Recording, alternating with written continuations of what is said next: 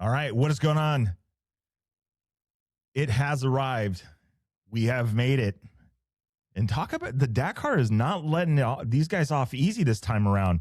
Just get done with a marathon stage, sleeping out in the middle of nowhere, nice and comfortable, probably pretty beat up. You got a tent, you got some MREs, you had to work to get everything done and ready. And then they back it up with 900 kilometers of stage. That's a day. So let's talk a little bit about it. Welcome to the 2026 Dakar Rally. It is stage number 6, and this is the preview show. So right away, let's jump into it. We'll throw the graphic on the screen because these guys are already underway. The first bike left the bivouac at 4 a.m. Saudi time. That was at 5 p.m. That was 2 hours ago as we're recording this right now at 7 o'clock in the west coast of the United States. 8:30 a.m. is the first bike that's going to leave, which is going to be 9:30 p.m. our time here on the West Coast. 6:51 sunrise for these guys, so they are riding at night, which can be very dangerous. Headlights on these bikes are not necessarily meant for riding at night. They are more of a road legal type setup, so not a huge amount of visibility and light. Although I will say, because I have one, the lights on the Cove aren't too bad. So anyway, 17:27, that means 5:27 p.m. These guys will be losing the sun. And man, Hail to Riyadh. It is the rest day. The rest day is coming up for these guys, and they are going to earn it for this one. So we just got done with the marathon stage. We saw these guys barely make it through the stage with their tires. And now this is something that's going to be interesting on this one. 915 kilometers that these guys are going to ride on stage number 6. You've got 322 kilometers that they're riding up front on that just to get to the start line of the race, just to get to the start line of the selective section. So 322 kilometers, roughly 180 or a little over 180 miles, getting really close to 200 miles of riding just to get to the start of the race that's actually going to start the clock, that's going to be on the timed part of it. Then they're going to run 326 kilometers of stage. So again, about 200 miles of racing. And then they're going to back that up with another 267 kilometers, roughly 120, 130, about 130, 140 miles that they're going to have to do on the back side of this just to get back to the bivouac. That is a long day. So now there's a couple of things to know for you guys that have ridden motorcycles, that have ridden dirt bikes with bib mooses in them. You know this already. For those of you playing the home game that have not and maybe don't necessarily know the tire game on these, one of the biggest innovations, I think, when it came to these bikes, either for desert racing, hard enduros, and rally, is the replacement of the inner tube. So rather than having an inner tube that could get punctured, much like a bicycle tire, and like motorcycles, even modern motorcycles still use inner tubes, they run basically this specialized sponge in them that acts like an inner tube, but doesn't hold air. So you can puncture it, and generally speaking, nothing will happen to it.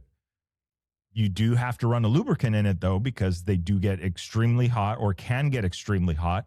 There's been shots before at the Dakar Rally where you can see the literally the insides of the tire smoldering from how hot they can get.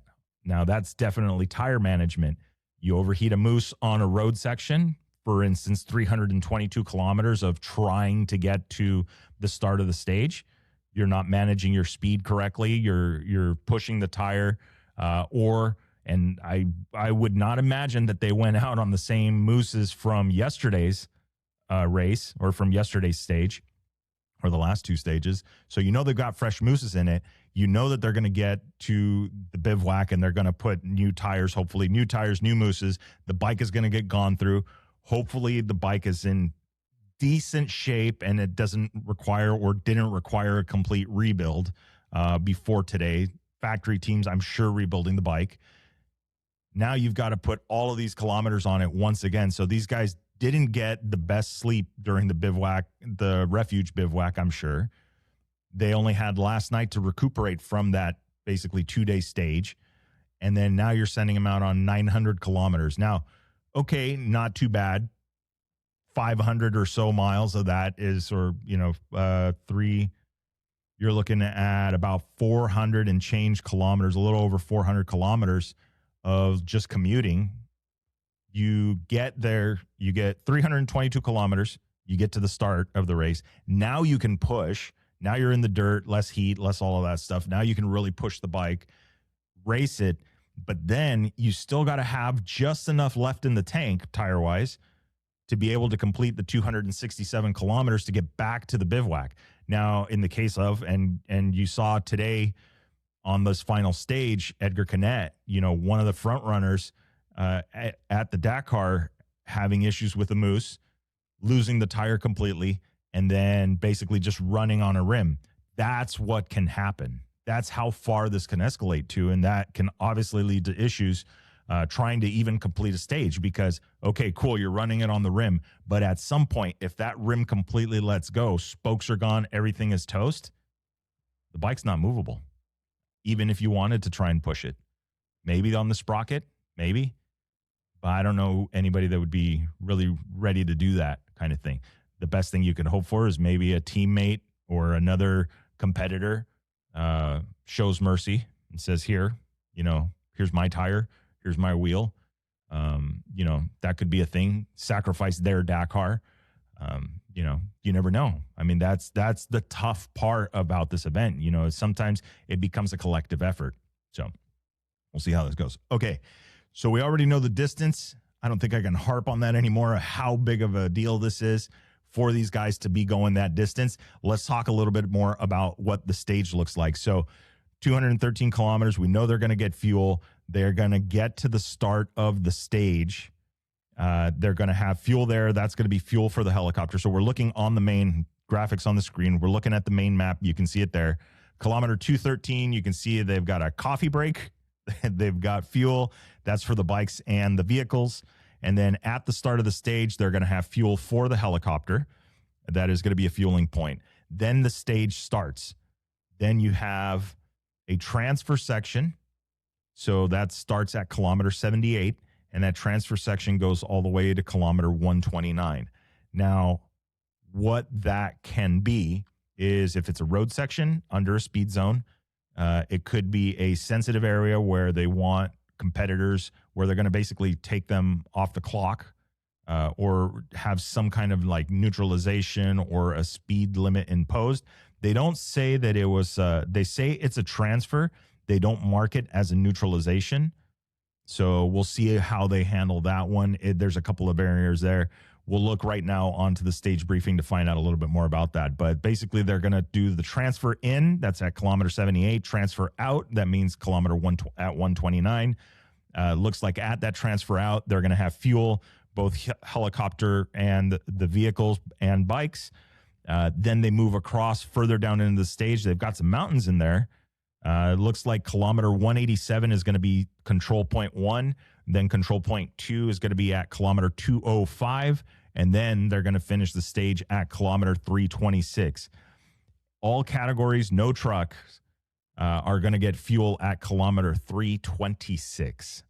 So that will be the end of the stage for these guys at kilometer 326. And then they will have their final liaison into Riyadh for the rest day. So that is going to be a monster stage, exactly what they were saying it was going to be. So that's the graphic on the screen there. That's the map. The breakdown of this thing is 15% asphalt. Something tells me that's where that transfer section is.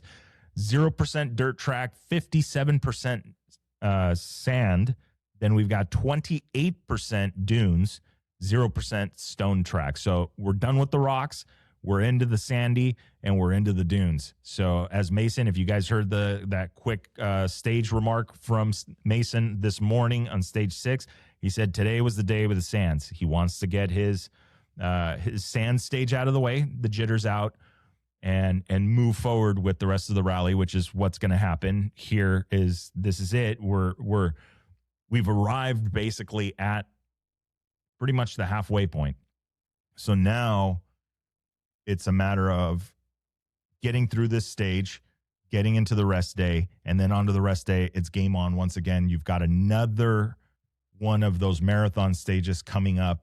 I believe it's 12 and 13, stage 12 and 13. So that is also going to be a challenge. But all right, let's take a look really quick at the course briefing, and then we will call it a night. Let's see here. So we do this. We're doing this live here. We'll jump in. Should everything be loaded? It is. And all right, let's get the graphic up on the screen for you guys. All right. 100% sand stage awaits you tomorrow. The day will start very early as you leave Aiel region. After a dawn departure, a refueling stop will be organized at 2/3 along the morning liaison, along with a coffee break to warm up. So they're expecting cold temperatures. Upon reaching the Qassim region, the wheels will hit the sand and not leave it until the rest of the day. So that transfer section is in the sand. The special stage will alternate through the day between high speeds in the dunes and a few track sections between fast ergs. Some broken dunes are indicated in the road book. That's what those mountains were. And then be cautious due to the recent rains. Many camps have been set up along the special stage. The risk of encountering animals will remain high throughout the day. So very, very interesting. Okay, let's go general information. This breaks it down pretty quick for us. Kilometer 0 to 38. We're going to have sandy tracks and high-speed sections in L1 and L2, level 1 and level 2 dunes.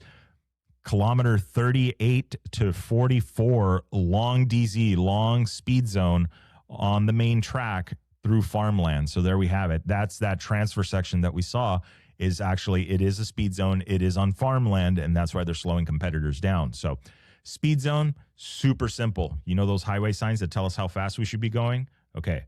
Same deal, but now it's in the road book, and the device on for scoring, the RTF unit is programmed with that speed.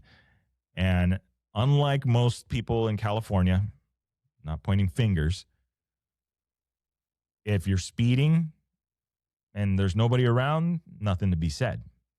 In the rules of rally and Dakar, and similar like with a rally comp or any of the other scoring devices for the most part, it is around, and it is keeping track, and it is issuing penalties right then and there, real time.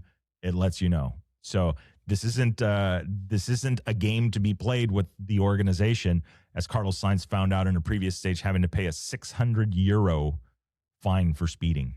Yeah, not the business. So definitely want to watch out for that one. So those are speed zones. There's usually a warning as you're getting on the bubble. That's you on the bubble. You're getting close to that speed.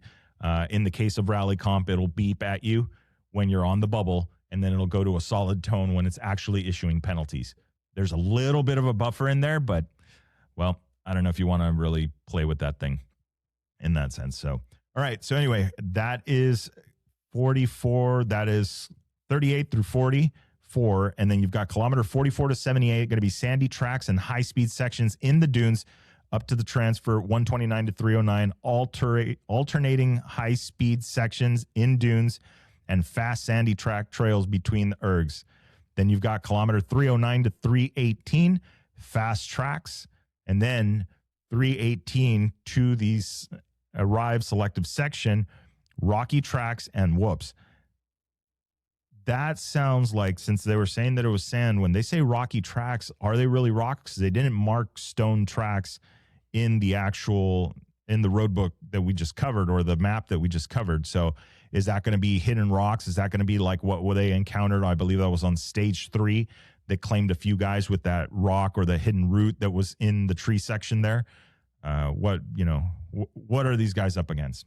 So, all right, let's take a look really quick. Vigilance points. So this is the car organization saying, hey, keep your eyes open at 47.87, uphill passage between old sand-covered fences with limited visibility. Going to watch out on that one. Kilometer 54.15, uphill on a raised off-track dirt section leading to a railway crossing via a bridge. Okay, so don't fall off, basically, is what I'm hearing there. And then all the way down to kilometer 253.03, numerous crests in off-track sections and winding tracks through broken dunes. So that sounds like for what we're used to over here is witch eyes and really steep dune sections that are cut on the opposite face. So you could come over the rise and, well, there's nothing there anymore, or there's a wall of sand on the other side of the dune. So sounds pretty dangerous there. So hopefully no incidents, and it's an easy day for these guys. It's in the sand. At least there's some cushion there if they do it. Are we going to see some moves today? Maybe so. You know, maybe this will be that push. Now, we do have a few guys that are a little bit back. You know, Ricky Brabeck is doing really, really solid. Top 3 up there, hanging out right in the middle between Sanders and Benavides. Could we see some moves there? Maybe. You know, we'll see. Preston Campbell's still doing it. You know, we talked to Mason Klein this morning. Mason Klein, you know, working his way up. This could be a good stage for him. We'll see. And then, I mean, you know, there's so many people. You have Jacob Bargy-Bright and company winning yesterday's stage in the Can-Am. Very, very well done there. And, well, it's dunes. They're UTVs. Those things, you know, they crawl. So it'll be really interesting to see how this goes down. But anyway, all right, so stage is getting ready to get started. It's 7:25 p.m. right now on the West Coast. We've still got almost 2 hours before the first bike hits the actual start of the stage. So curious to see how that one goes. Don't forget, like, share, subscribe, all of that fun stuff. Check in with us tomorrow morning. Going to be bright and early. We're going to knock out that results show for you guys first thing in the morning. So on your commute to work or with the coffee or whatever you're doing on a Friday morning, yeah, you get to check that out. So anyway, thanks for hanging in there, guys. We got a lot more stuff coming. We're going to try and get some interviews. Hopefully on the rest day, we can talk to a couple people, bring you guys some more information, and that would be rad. So anyway, all right, with that being said, see you guys.